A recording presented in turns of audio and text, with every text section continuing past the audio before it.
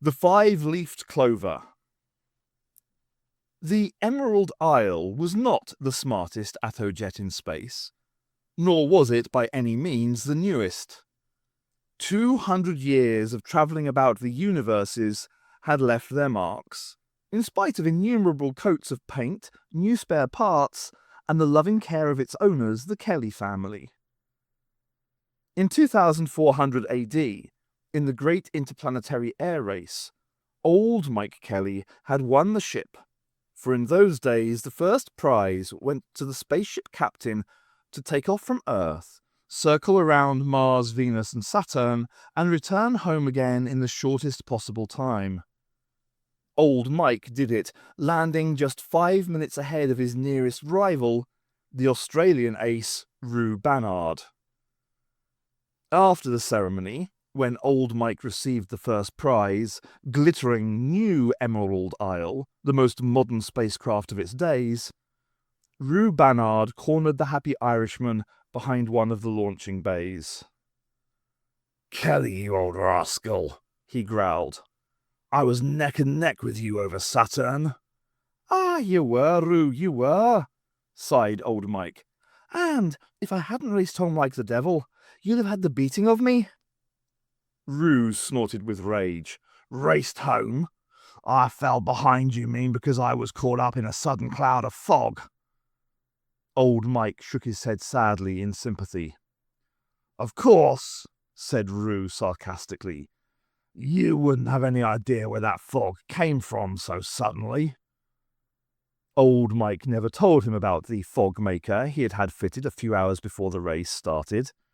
The Kellys were a cunning family, and liked their little secrets. And so, over the years that followed, father and son and uncle to nephew handed in the family ship Emerald Isle, each separate owner adding another page to the ship's log. Felon Kelly ferried Martians on holiday cruises to Uranus and nearly started a galactic war.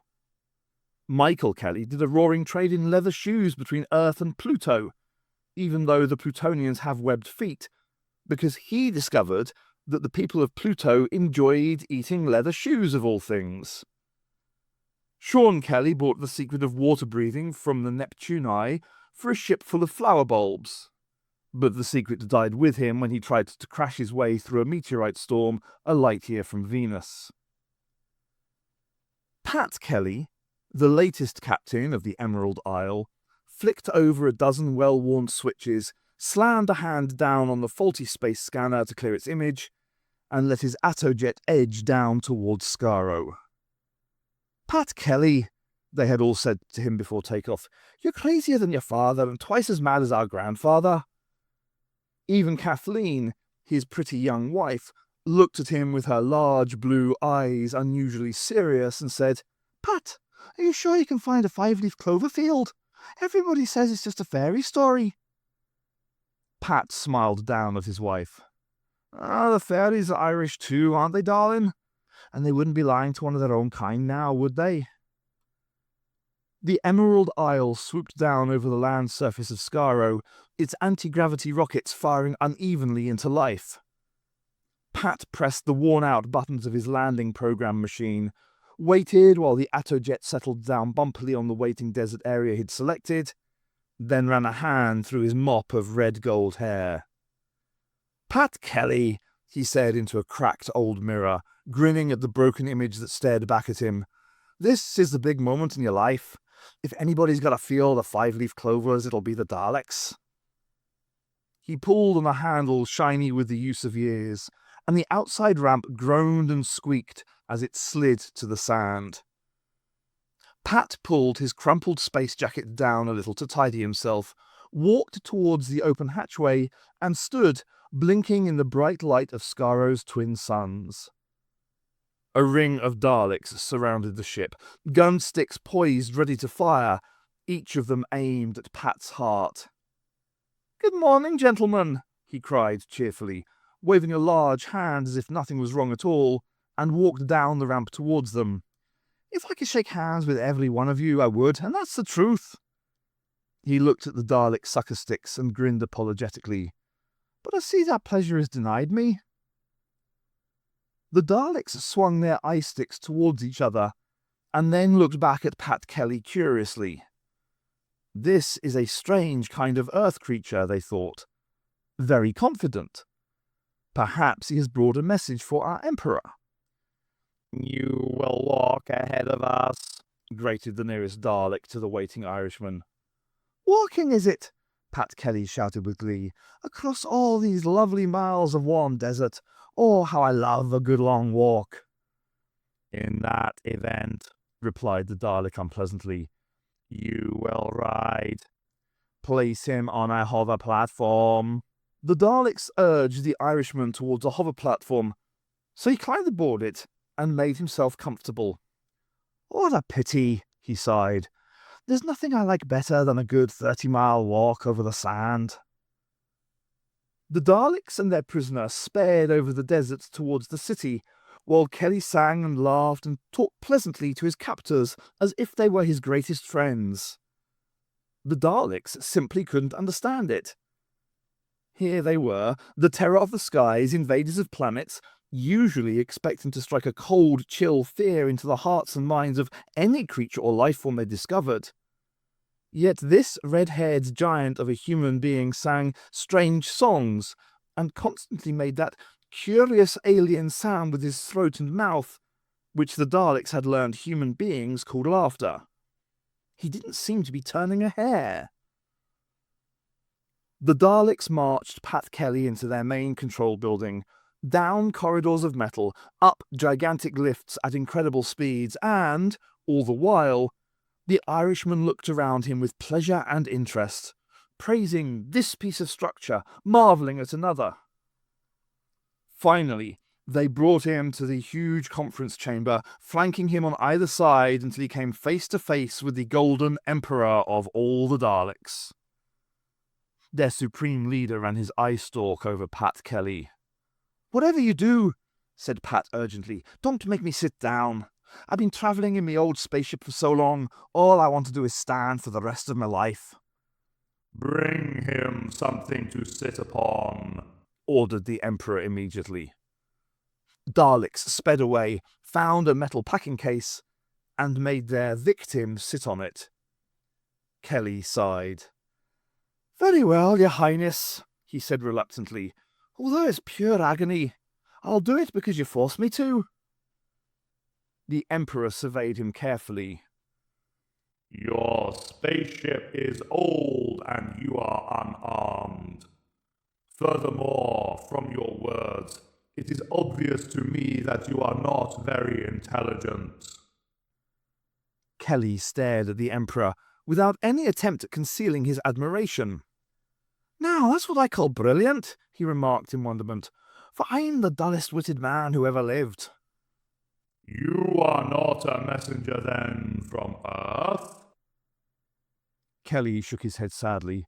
"No, I'm not worth the talking to by such a grand person as yourself. And whatever you do," he added seriously, "don't offer me anything to eat or drink.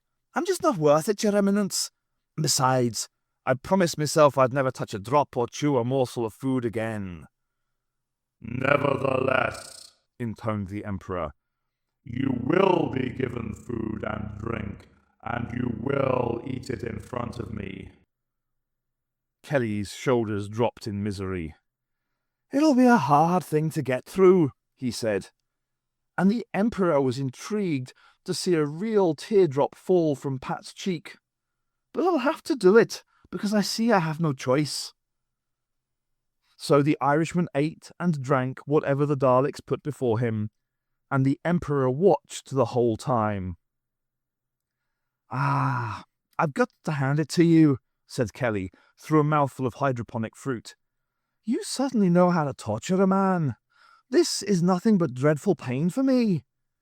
And he consumed the last little piece of fruit and drank the last drop of water with a sigh. "Earthman," remarked the Emperor, "you have stumbled into our orbit and landed on our planet of Skaro by accident and—" "Begging your pardon, Your Magnificence," interrupted Kelly, as they took the metal plates and the aluminium water flask away from him. But it was no accident. I came to Skaro deliberately, on purpose. The Emperor's eye stick ranged over the Irishman's body thoughtfully, and there was a slight pause before the Dalek leader asked him to explain. I've come here, said Pat mournfully, to die. Take me out into that lovely square of yours, and let your people fire their guns at me. Or close me up in a cell like the inside of my spaceship and forget all about me. I just don't want to live any longer. The eye stick regarded him carefully, and there was quite a long pause. No, replied the Emperor. You shall live. You are a strange type of earth creature. Your mind is very simple and worthwhile studying. For all I know, Earth may be composed of many more like you, and its conquest may be much easier than the Daleks have come to believe. Kill me, begged Kelly urgently. Do away with me. I'm not worth keeping around to roam about your city freely and admire all your marvels and inventions. You will live, repeated the Emperor. and you will see the wonders of our city. And while you do, we shall watch you and study you, and learn exactly how weak and simple-minded the people of Earth really are. It's gonna be terribly miserable for me, admitted Pat with another sigh. But I see I'm forced to do what you tell me, your cleverness. As days passed, the Daleks became accustomed to the giant red-haired human wandering about. He was conducted through the inventions factory and the weapons shop, watched as the Daleks maneuvered their spacecraft into the skies above Skaro, admired the defense systems and the compressed water chamber. Finally, after several days roaming around the hydroponic houses, where the Daleks grow all their vegetation by artificial sunlight, he was brought before the Dalek Emperor again. Well, Earthman Kelly, you have seen our city and know a little of the power we have at our disposal. Do you imagine that Earth or any other planet can resist us? You're brilliant, replied Kelly humbly. We haven't got a chance. Your ships are faster, your weapons stronger, your spirit higher. The Emperor, who was getting used to Pat's way with words this time, made a mental note to re-examine the Dalek spacecraft weapons and morale, even if it meant putting back their attack plans by many months. The Emperor knew that the Irishman had very simple brain, and that whatever he said actually meant the opposite. But the finest thing you've got here, went on Kelly enthusiastically, as the Emperor weighed every word carefully, is that field of little plants in the hydroponic house. Now, there's a real decoration for you. You refer to the little green plants with 5 leaves. Yes, said Kelly, I do. Clovers, we call them on Earth. Now, you should prize those little things very highly. They'll grow outside the hydroponic houses, you know. Why don't you spread the seeds and roots about and make your city a real place of beauty? Shortly afterward, when Pat had been ordered to eat one of the 4 meals a day, which he complained was a torture to him, the Emperor collected his council together and addressed them on the subject of their prisoner. We know a number of things about these Earth creatures who oppose us, he declared. And this Earthman Kelly is a further example of their cunning. He was clearly sent to Skaro deliberately, and as he is full of praise for our inventions and weapons, I have ordered that all these be re-examined for weaknesses. Kelly, the Emperor said forcefully, is an agent from Earth, not a very good one, for I knew his motives from the beginning. First, he hoped to starve to death. Then later, he begged me to order his destruction. Why? Because, of course, he was afraid of the job he had to do. The Emperor paused briefly, then continued. Now I have discovered his plan.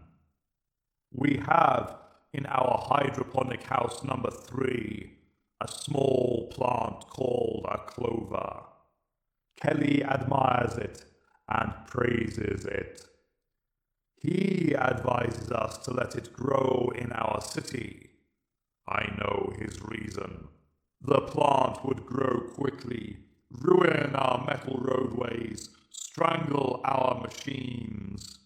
The only way Kelly could know this is if the same thing had happened on Earth. Thus, Daleks, I have devised a manner of dealing with Kelly and showing Earth our contempt for its petty scheming. Pat was conducted, showing visible signs of bewilderment, to his Attojet. The Daleks had laboured over the Emerald Isle, renewing each part, refueling it, polishing and burnishing its metal so highly that its shine rivaled the twin suns gleaming in the sky above. "Get into your spaceship and return to Earth," ordered the Daleks. "Tell Earth you have failed in your mission." Pat looked about him. "How did you know?" he whispered. Daleks motioned him towards the waiting ship with their sucker sticks. "And give Earth the little plants we have packed into your storage compartments, the clover plants you admire so much." "No!" shouted Kelly. "Don't make me take them to Earth." But they forced him into the ship. By remote control, activated the takeoff. The Emerald Isle lifted smoothly off the Scarorian desert to arrow gracefully into the stratosphere, leaving only the suspicion of a vapor trail in its wake. Pat Kelly strolled into the number 1 storage compartment, broke open one of the nearest packing cases, and pulled out the first beautifully formed 5-leaf clover his fingers found. "Pat, me boy," he said to himself, "I wouldn't go through all that again, not if the Venusians asked me for all the tea in China. But Kathleen and me can rest easy the long years ahead. We'll be the only people on Earth selling genuine 5-leaf clovers." On Skaro, the Emperor and his advisors clustered around the sonic transmitters, for the Daleks had wired the Emerald Isle from top to bottom. The strange sound of the Irishman's singing issued plainly through the receptor valves. "You home again, Kathleen? To where?" He sounds almost as if he were happy, ventured one of the Daleks. Suddenly, the Irishman's voice stopped, and the Emperor moved his eye stick over his advisors. "Probably the last stages of insanity," he remarked. Pat Kelly was indeed silent. He had had another idea. What if he could sell all the tea in China to the Venusians? And, as a matter of fact, he did.